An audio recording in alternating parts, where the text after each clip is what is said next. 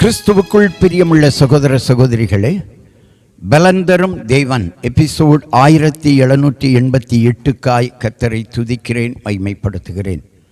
இந்த நாளிலும் ஏசாயா 55ஆம் அதிகாரம் 10வது 11வது வசனங்கள். மாரியும் உறைந்த மழையும் வானத்தில் இருந்து இறங்கி அவ்விடத்துக்கு திரும்பாமல் பூமியை நனைத்து அதில் முளை கிளம்பி விளையும்படி செய்து விதைக்கிறவனுக்கு விதையையும் புசிக்கிறவனுக்கு ஆகாரத்தையும் கொடுக்கிறது எப்படியோ, அப்படியே என் வாயிலிருந்து புறப்படும் வசனமும் இருக்கும். அது வெறுமையாய் என்னிடத்தில் திரும்பாமல் அது நான் விரும்புகிறதை செய்து அதை நான் அனுப்பின காரியமாகும்படி வாய்க்கும். மழை எப்படி வானத்திலிருந்து இறங்கி பூமியை நனைத்து ஆசீர்வதிக்கிறதோ, அதே போல ஆண்டவரிடத்திலிருந்து புறப்படுகிற வார்த்தை, ஆண்டவர் அருளின வேத வசனங்கள், ஆண்டவர் விரும்புகிற காரியத்தை பூமியிலும் மனிதனுக்கும் செய்யும். மழையை மனிதன் விரும்புகிறதை போல ஆண்டவருடைய வார்த்தையை மனிதன் விரும்ப வேண்டும்.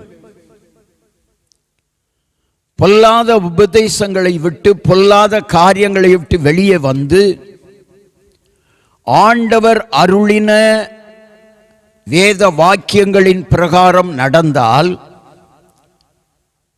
ஆசீர்வாதம் வரும். ஆண்டவர் வார்த்தைகளை தந்ததே மனிதன் பரிசுத்தமாய் சந்தோஷமாய் வாழ வேண்டும் என்பதற்காக. இந்த செய்தியை கேட்டுக்கொண்டிருக்கிற என் அன்பு சகோதர சகோதரிகளே, நீங்கள் சந்தோஷமாய் வாழ, சமாதானமாய் வாழ ஆண்டவருடைய வார்த்தைக்கு கீழ்ப்படியுங்கள். அவர் வார்த்தையை கற்றுக்கொள்ளுங்கள், கை கொண்டு நடந்து பாருங்கள். சந்தோஷம் உங்களை தேடி வரும். கண்களை மூடி ஜெபிக்கலாம். எங்களை நேசிக்கிற நல்ல தகப்பனே, இன்றைக்கு யார் யாருடைய வாழ்க்கையில சந்தோஷம் இல்லையோ, கவலை மேற்கொண்டிருக்கிறதோ, அவர்கள் எல்லாருக்குமான செய்தி, கவலைப்படுகிற மனிதனே, உன் வாழ்க்கையை சீர்தூக்கிப்பார். நீ நடந்து வந்த பாதையிலே இயேசுவினுடைய போதனைகளை, வார்த்தைகளை கை கொண்டிருக்கிறாயா? அப்படி இதுவரை நீ கை கொள்ளாவிட்டால், அப்படி கை கொள்ளாத சூழ்நிலைதான் உன் கவலைக்கு காரணம்.